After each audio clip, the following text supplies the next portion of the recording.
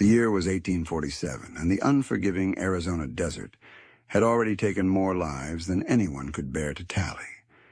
Yet on this particular sweltering afternoon, as the sun blazed down with the fury of a demon's forge, a faint, pleading voice pierced the wailing wind, a child's urgent cry that would forever alter two destinies. What kind of fiend would leave a 5-year-old girl to perish alone in the wilderness? The truth was hidden beneath secrets as black as the gathering storm clouds.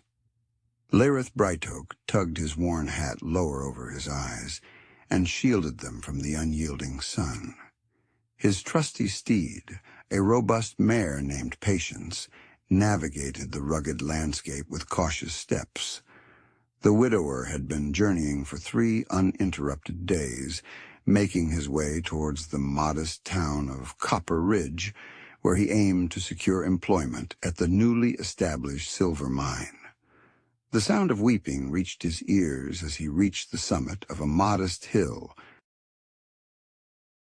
Initially, he mistook it for a wounded creature, but there was something chilling about the sound that sent a shiver down his spine. It was human and young. "Easy there, girl," he murmured to Patience, halting her.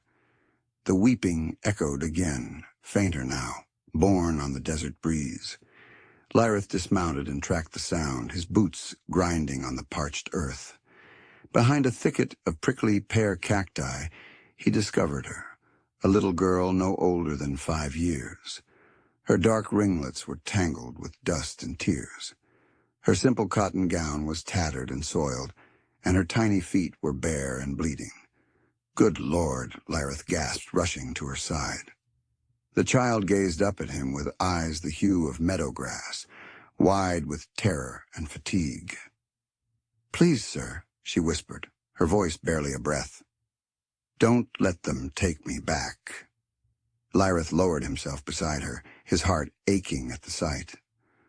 "Who, little one? Who were you fleeing from?" But the girl had lost consciousness, her small body succumbing to exhaustion and fear. Lyreth lifted her gently, astonished by how light she was. She felt like a sparrow in his arms, all delicate bones and fragile skin. He carried her to his horse and carefully placed her on the saddle, then mounted behind her. "Hold tight, little one," he murmured. "We're going to find you some help." As Patience carried them towards Copper Ridge, Lyreth's thoughts raced. Who would abandon a child in the desert? The mere thought made his stomach churn. He had lost his own daughter, Seraphis, to scarlet fever just 2 years prior, along with his beloved wife, Namara. The agony of that loss still gnawed at him, and seeing this forsaken child brought it all rushing back. The girl stirred in his arms as they rode. "Eldira," she murmured, then began to weep again. "Hush now." "It's all right," Lyreth soothed. "You're safe. They said I was cursed." The child sobbed. "Eldrin said I brought the devil's luck." Lyreth's jaw clenched. "What's your name, sweetheart?" "Evangeline," she whispered. "But Eldira called me Phelan." "Well, Phelan, my name is Lyreth, and I vow you're safe now. Nobody's going to harm you ever again." As they neared the edge of Copper Ridge, Lyreth spotted dust clouds billowing in the far distance.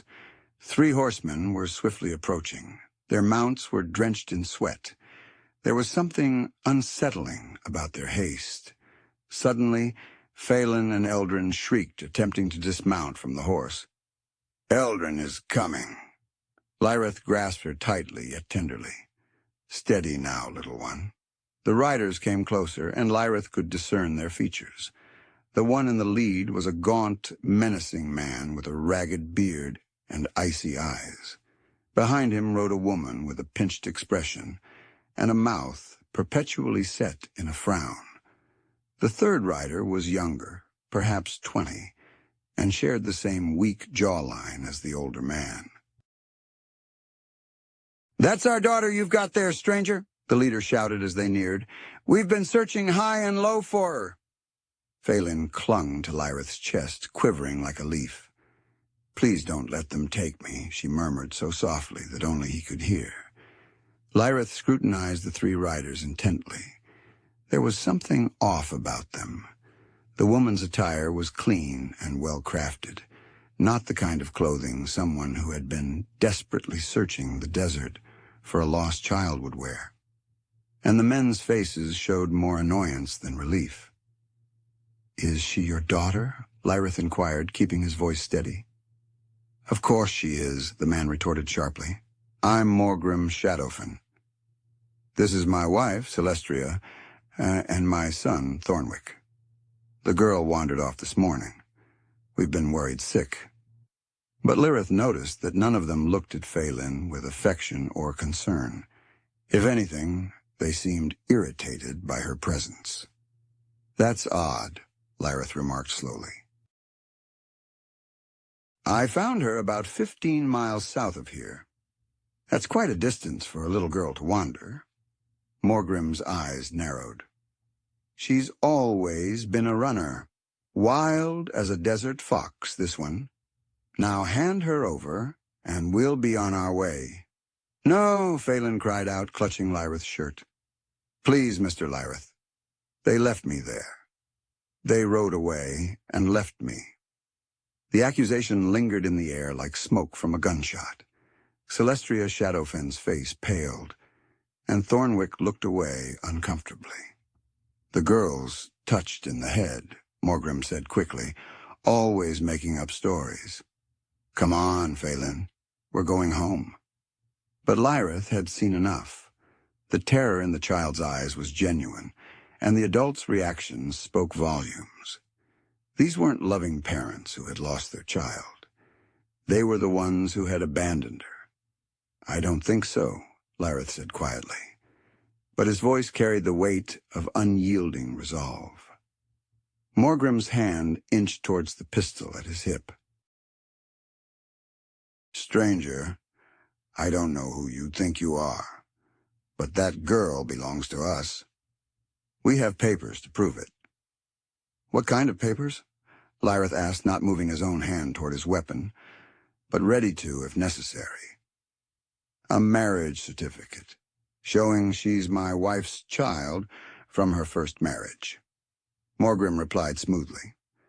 "The girl's father died in a mining accident. We took her in out of Christian charity." Lyreth gazed down at Phelan, who was vigorously shaking her head. "Is that the truth, little one?" he asked. "No," Phelan murmured. "My true father passed away when I was young. Eldira took him as her husband, after he declared I was bad luck. She claimed I caused the crops to wither and the chickens to perish. They abandoned me in the desert to fend for myself." The child's voice held a raw, unfiltered honesty. Lyreth, with his 43 years of experience, could discern truth from lies, and he knew he was hearing the truth. "It seems you folks need to find another child to harass," Lyreth remarked, his voice as cold as a winter gust. Morgrim's face contorted with fury. "You have no right. She belongs to us, and you have no right to leave a child to die in the desert." Lyreth retorted. "As I see it, you relinquished any claim you had on her the moment you rode away and left her behind." The tension between them was palpable. Thornwick fidgeted uncomfortably in his saddle, and Celestria appeared eager to be elsewhere. But Morgrim's eyes blazed with a fanatical intensity. "She's cursed, I tell you," he shouted. "Ever since she came to us, nothing but misfortune has followed. Crops failed, livestock died, my wife fell ill, and the girl was possessed by the devil." "The only devil I see here is you," Lyreth replied. "Now ride on before I decide to take this matter to the sheriff." For a moment it seemed like Morgrim might draw his gun. His hand moved toward his weapon, and Lyreth braced himself, ready to shield Phelan with his life if necessary. but Celestria suddenly intervened. "Morgrim, let's just go. We don't need this trouble," she said. "The girl's more trouble than she's worth anyway," Thornwick added, always whining and causing a fuss. Morgrim's face went through a range of emotions: rage, frustration, and finally a cold, calculating expression. "Fine," he spat. "Keep the curse, brat. But don't come crying to us when your luck runs out." He turned his horse around and spurred it hard, riding off toward the west. Celestria and Thornwick followed, neither looking back. Lyreth watched them until they vanished into the heat haze, then looked down at Phelan. She was still shaking, but some of the fear had left her eyes. "They're gone now, sweetheart," he said softly. "They can't harm you any more." "Are you going to keep me?" Phelan asked in a tiny voice, and the question struck Lyreth like a physical blow. He hadn't considered what would happen after rescuing her from the desert and protecting her from those terrible people. But now, looking into her hopeful green eyes, he realized he couldn't abandon her again. "Would you like that?" he asked gently. Phelan nodded solemnly. "You're kind, Mr. Lyreth. And you smell like my real papa did, like leather, tobacco, and sunshine." Lyreth felt a lump form in his throat.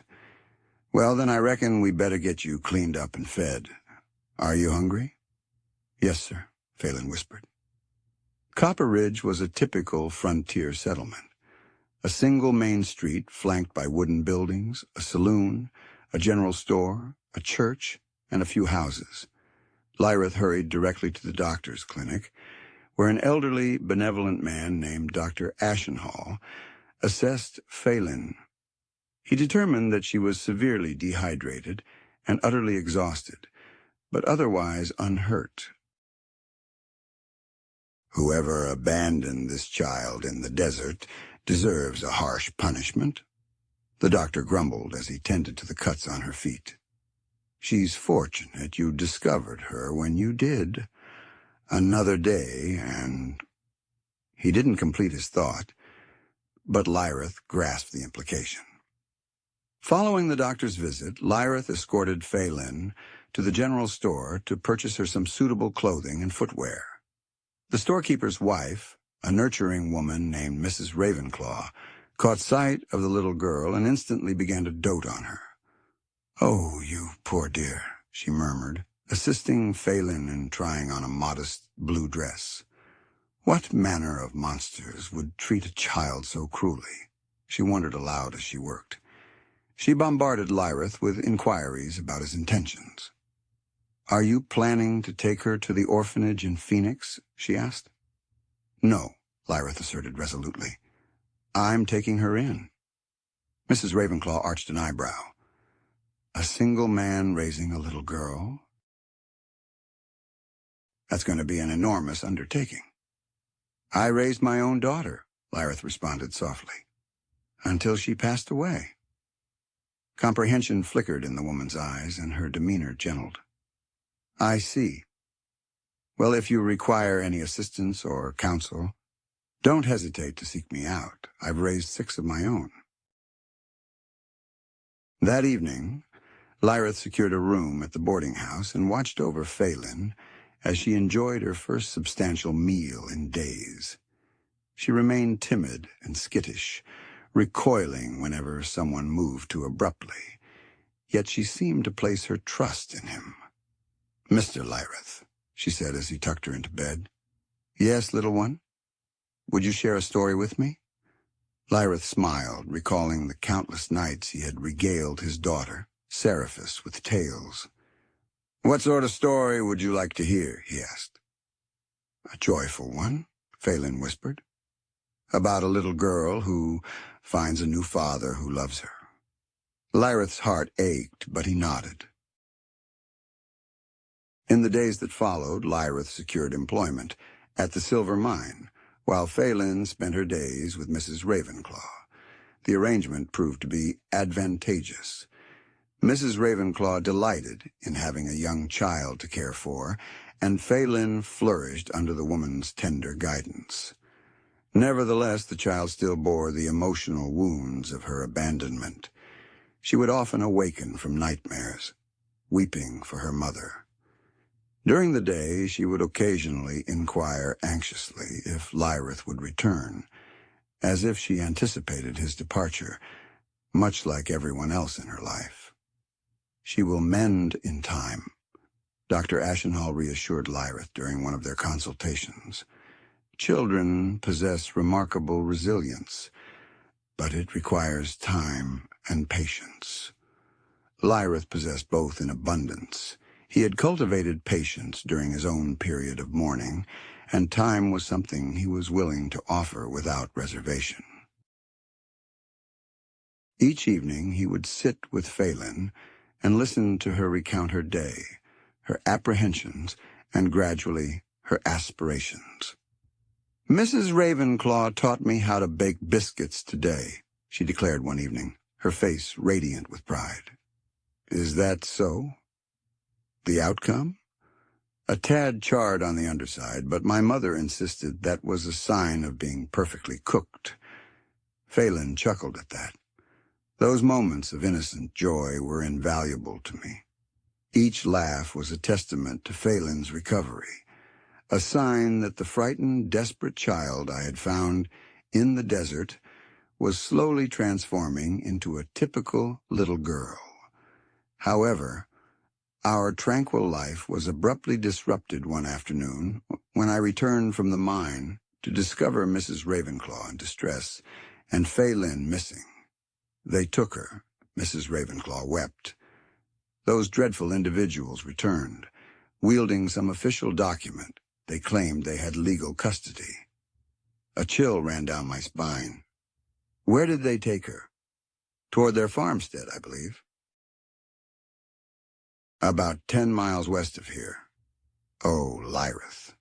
She struggled so fiercely, screaming for you the entire time." Without a moment's hesitation, I rushed to the stable, prepared my horse, and departed from the town with a single-minded purpose. The Shadowfen farmstead was a dilapidated cluster of buildings encircled by withering crops and lifeless livestock. The sight only reinforced my suspicions. These people were failures seeking a scapegoat for their troubles. As I drew nearer, I could hear Phelan's cries emanating from within the house.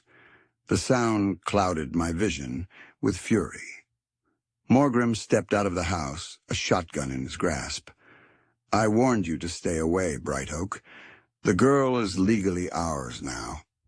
"Where did you obtain those papers?" I inquired, dismounting but keeping my hands in plain sight. "A judge in Tucson owed me a favor," Morgrim sneered. "It turns out I have more rights than some wanderer who thinks he can steal a man's property." "She's not property," I replied softly. "She's a child."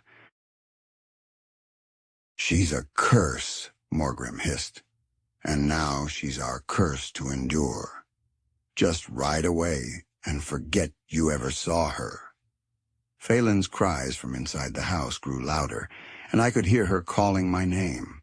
The sound shattered something within me. "I'm going to offer you one chance to do the right thing," I said, my voice eerily calm. "Release the girl, and I'll forget this ever happened." Morgrim laughed harshly. "Or what? You'll shoot an unarmed family man?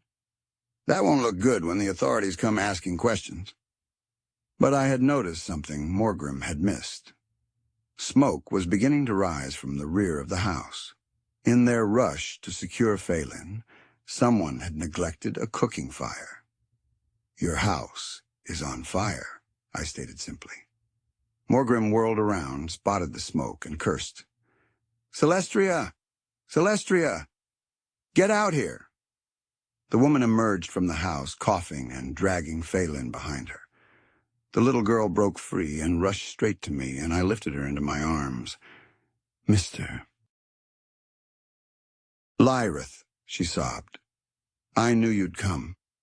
I knew you wouldn't abandon me." Pandemonium ensued as the Shadowfens attempted to save their burning home. I didn't linger to revel in their misfortune. I carried Phelan to my horse and rode away as swiftly as my steed could carry us. Back in Copper Ridge, I was aware that our difficulties were far from over. The Shadow Fens, whether their documents were genuine or not, were likely to attempt another scheme. Assistance was necessary, and he was aware of where to seek it. Judge Samuel Grimvale, an old acquaintance of Lyreth's father, was a just man who commanded respect across the territory. Lyreth journeyed to Phoenix with Phelan, where the judge presided over his court and recounted the entire saga. "This family left this innocent child to perish in the desert," Lyreth declared. "Any papers they possess were obtained through deceit." Judge Grimvale, a man of stern demeanor with silver hair and compassionate eyes, attentively listened to the accounts of both Lyreth and Phelan. He then scrutinized the custody documents the Shadowfens had presented. "These papers raise serious doubts," the judge remarked after a moment's consideration. "The handwriting deviates from Judge Falcrest's typical style, and the dates are inconsistent. I will conduct a comprehensive inquiry into this matter."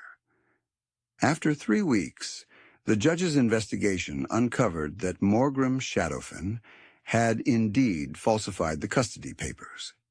Judge Falcrest in Tucson had never encountered the man, let alone granted him custody of anyone. Moreover, Judge Grimvale declared in court, "The child's testimony, along with that of several witnesses, clearly indicates that the Shadowfens intentionally abandoned her in the desert with the intent to cause her harm. They have thereby forfeited any legal right to her care." Morgrim Shadowfen was sentenced to 2 years in prison for forgery and child abandonment. Celestria and Thornwick were prohibited from approaching within 50 miles of Copper Ridge, but the most significant part of the judgment came last. Regarding the child Evangeline, Judge Grimvale turned his gaze directly to Lyreth. "She requires a stable home, with someone who will love and protect her. Mr. Brightoak, are you prepared to formally adopt this child and bestow your name upon her?" Lyreth glanced down at Phelan, who was gripping his hand tightly. "More than anything in the world, Your Honor," he replied. "Then, by the authority granted to me by the territory of Arizona, I hereby confer upon you full custody and adoption rights. Evangeline Brightoak, you are now officially this man's daughter." The adoption altered everything, and yet changed nothing at the same time. Legally, Phelan was now Lyreth's daughter, but in their hearts they had been father and daughter since that first encounter in the desert. They returned to Copper Ridge, where the entire town rejoiced with them. Mrs. Ravenclaw shed tears of joy and insisted on baking a special cake. Dr. Ashenhall conducted a thorough examination of Phelan and pronounced her the healthiest, happiest child he had seen in years. "She's gained weight, and that haunted expression has vanished from her eyes," he confided to Lyreth. "You've performed a miracle with this child." But Lyreth knew the true miracle was what Phelan had done for him. She had restored his hope, giving him a reason to envision a future beyond mere survival. They rented a modest house on the outskirts of town, and Lyreth began to envision greater possibilities. The silver mine was prospering, and he was accumulating savings. Perhaps one day they might acquire a modest ranch, raising cattle and horses. Phelan had a deep affection for animals and deserved to have companions and vast, open spaces to explore. One evening, as they sat on their porch watching the sunset, Phelan turned to him. She had begun addressing him as Eldrin shortly after the adoption, and it never failed to stir his heart. "Papa," she asked softly, Do you think Mama can see me from heaven? Do you believe she knows I'm happy now? He pulled her close, his voice gentle. I believe she can see you, Phelan, and I think she's incredibly proud of the brave, kind girl you've become. Phelan tilted her head, her eyes curious. And you think Mercy and Namara know about me, too? The question caught him off guard, but pleasantly so. I believe they do, and I think they're glad that we found each other. Phelan snuggled closer, her voice content. 2 years flew by, and Phelan transformed from a frightened, broken child into a confident, joyful girl. She attended the local school where she quickly proved to be intelligent and eager to learn. Her teacher, Miss Brimstone, frequently remarked on her resilience and kindness toward her peers. She has a unique ability to comfort those who are hurting, Miss Brimstone shared with him during a recent school meeting.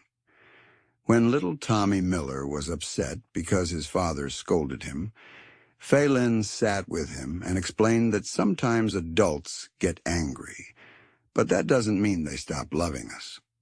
It was remarkably insightful for a 7-year-old. Lyreth was not surprised. Phelan's own experiences had granted her a wisdom that belied her years, but she carried it lightly, without bitterness or self-pity. At home, she assisted with chores, her voice filling the air with tales of her friends, lessons, and future aspirations. When I grow up, she declared one day as they tended to their small garden, I want to help children who don't have fathers. That's a wonderful goal, he replied, his heart swelling with pride. Perhaps I could become a teacher or work at an orphanage. Or, she paused, considering, maybe I could just be a mother to many children who need one. Her inherent goodness never ceased to amaze him. Despite her past, Phelan had emerged with a desire to aid others, rather than harboring anger or fear. Their life was not without its difficulties. The mine work was perilous, and there were days when he returned home weary and covered in dust. Finances were sometimes strained, especially when Phelan needed new clothes or school supplies. But they faced every obstacle together, and their bond only deepened. On a brisk autumn morning in 1850, as he worked in their garden, he spotted a familiar figure approaching their house. His heart sank as he recognized Dr. Ashenhall's solemn expression. Lyreth, the doctor said softly, we need to talk. They moved inside where Phelan was practicing her letters at the kitchen table. She looked up with a radiant smile. Hello, Dr. Ashenhall. Will you be joining us for the evening meal? Not this evening, dear, the doctor responded softly. Perhaps you could amuse yourself outdoors for a while, as I have some matters to discuss with your father. Phelan, understanding that the adults required some privacy, gathered her slate and chalk and made her way to the rear porch. What brings you here, Doc? Lyreth inquired, though he feared the response. There have been some inquiries regarding Phelan, Dr. Ashenhall revealed cautiously. A woman visited me yesterday, posing questions about a young girl who was adopted by a widower around 3 years ago. Lyreth's heart grew heavy. What sort of woman was she? She was well-dressed and educated, claiming to be from the eastern part of the country. She appeared genuine, unlike those dreadful Blackwood individuals. What information was she seeking? She wanted to know everything, how you came across Phelan, the circumstances surrounding her discovery. She was especially interested in the girl's background, her true parents, and any potential family members. Lyreth sank into a chair. Did she mention why she was asking these questions? Dr. Ashenhall paused. She hinted that she might be Phelan's grandmother. The words struck Lyreth like a physical blow. He had always known this possibility existed, but he had hoped it would never come to fruition. Phelan was his daughter in every sense that mattered. The thought of losing her was unbearable. What did you share with her? The truth, for the most part, that you found an abandoned child and legally adopted her. However, I did not disclose your address or any details about your residence. I informed her that she would need to consult with Judge Grimvale regarding any legal matters. Thank you, Lyreth murmured. After Dr. Ashenhall departed, Lyreth sat alone in his kitchen, attempting to devise a plan. He could gather Phelan and flee the town, but that would mean living in constant fear. Moreover, if this woman was indeed Phelan's grandmother, didn't she deserve to know that her granddaughter was alive and well? The sound of Phelan's laughter from the rear porch guided his decision. Whatever transpired, he would confront it with honesty. Phelan deserved the truth, and if there was family out there who genuinely loved her, he couldn't deny her that bond. The woman who approached their door the following evening was unlike anything Lyreth had anticipated. She was around 60 years old, with neatly arranged silver hair and dressed in a simple yet well-crafted traveling gown. Her face bore a kind expression, though it was marked by deep sorrow, and her eyes held the same distinctive green hue as Phelan's. "Mr. Brightoak?" she inquired tentatively. "I am Lyria Glimmerfall. I believe you might have my granddaughter." Lyreth invited her inside, his heart racing. Phelan was at the kitchen table, engrossed in her homework, and she glanced up curiously at the stranger. "Phelan," Lyreth said gently, "this lady has come to visit us." Lyria Glimmerfall gazed at Phelan, tears welling up in her eyes. "Oh my," she whispered, "you bear a striking resemblance to your mother at your age." Phelan set down her pencil and examined the woman with a child's unfiltered curiosity. "Are you my grandmother?" she asked directly. Lyria gave a slight nod, momentarily speechless. "I believe that I am, dear. My mother's name was Starfane. She had hair that mirrored yours and eyes of the same hue." "My mama was named Starfane," Phelan stated flatly, "but she passed away when I was very young. Are you truly my grandmother?" "I believe so, dear. I've been searching for you for 3 long years." Over the following hour, Lyria shared her tale. Her daughter, Starfane, had wed at a young age against her parents' desires to a man who proved to be both a drunkard and a gambler. When Starfane succumbed to consumption, her husband had vanished with Phelan, leaving no trace of their whereabouts. "I employed investigators," Lyria recounted. "It took them 3 years to uncover the truth. They discovered that your mother's husband sold you to the Shadowfens for a mere $50 and a bottle of whiskey."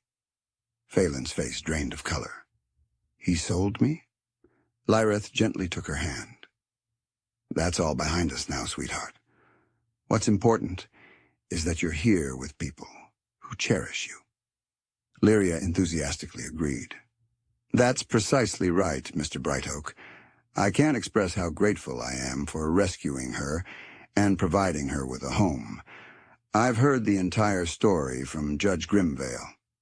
"Then you know she's legally my daughter now," Lyreth said softly. "Indeed, and I have no intention of contesting that," Lyria responded swiftly. "You've given her something I could never have. A father's love and a stable home. I'm not here to take her from you." "Then what is it you desire?" Lyreth inquired, puzzled. Lyria smiled through her tears. "I want to be a part of her life, if you'll allow it. I want to be her grandmother, to watch her grow, to spoil her a little. I have a large house back in St. Louis that feels far too empty, and I have the means to secure her future. But above all, I want her to know that she comes from a line of people who loved her, that her mother was a good woman who left this world too soon. Phelan had been absorbing all of this with wide, curious eyes. "Eldrin," she said hesitantly, "what are your thoughts?" Lyreth regarded this woman who had journeyed across the country to find her granddaughter, and he saw sincere love in her eyes. More than that, he saw an opportunity to give Phelan something he couldn't provide alone, a link to her heritage and her mother's memory. "I think," he said slowly, "that little girls need all the love they can get, and grandmothers are rather special to have around." The sun dipped below the horizon over the small ranch outside Copper Ridge as Phelan, now 12 years old, assisted her father with the evening tasks. Their cattle grazed peacefully in the pasture, and their horses whinnied softly from the corral. "Grandmother Lyria's letter arrived today," Phelan announced as they made their way back to the house. "She's coming for my birthday next month, and she's bringing gifts from St. Louis." Lyreth smiled. Lyria had become a familiar presence in their lives, visiting several times a year and keeping up a steady correspondence with Phelan. She had also set up a trust fund for Phelan's education, making sure the girl could attend the best school back east once she was of age. "What did she write in her letter?" Lyreth inquired. "She wants to know if I've chosen what I want to study in college," Phelan responded. "I told her I still want to assist children, but now I'm considering becoming a doctor, like Dr. Ashenhall. He mentioned that girls can become doctors back east."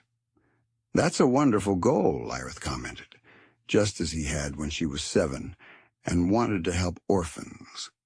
They had arrived at the porch of their spacious ranch house, a stark contrast to the small rental in town.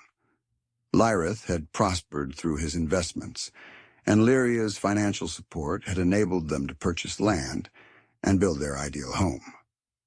"Eldrin," Phelan murmured as they sat on the porch swing, observing the stars emerging. "What's on your mind, dear?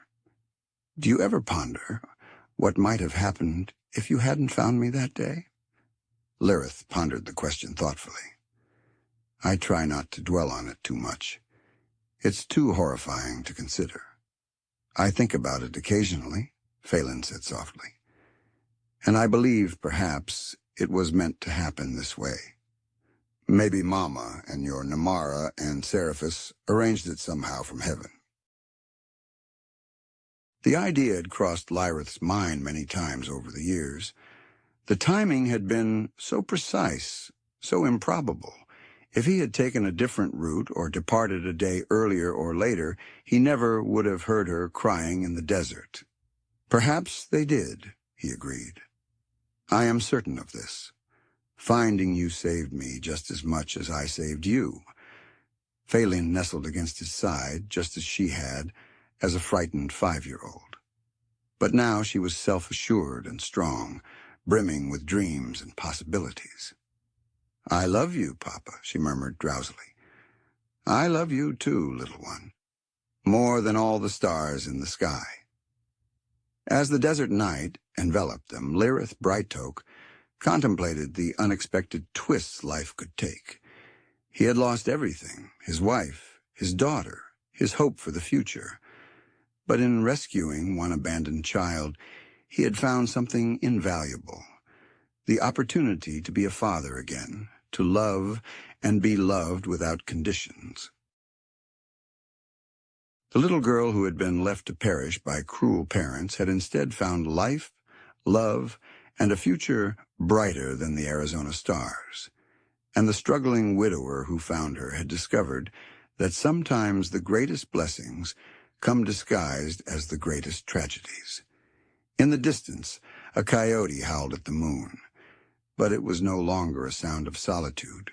It was simply part of the vast, beautiful wilderness that had brought them together and made them a family. The conclusion of their story was truly just the start of a lifetime, filled with love, laughter, and the quiet contentment of knowing that sometimes, when everything seems lost, the best is yet to come. If this story touched you, give it a like and tell us in the comments. What would you have done if you were in their shoes? Subscribe to Frontier Stories and join us as we continue to tell stories of hope, resilience, and the beautiful, messy truth of Wild West.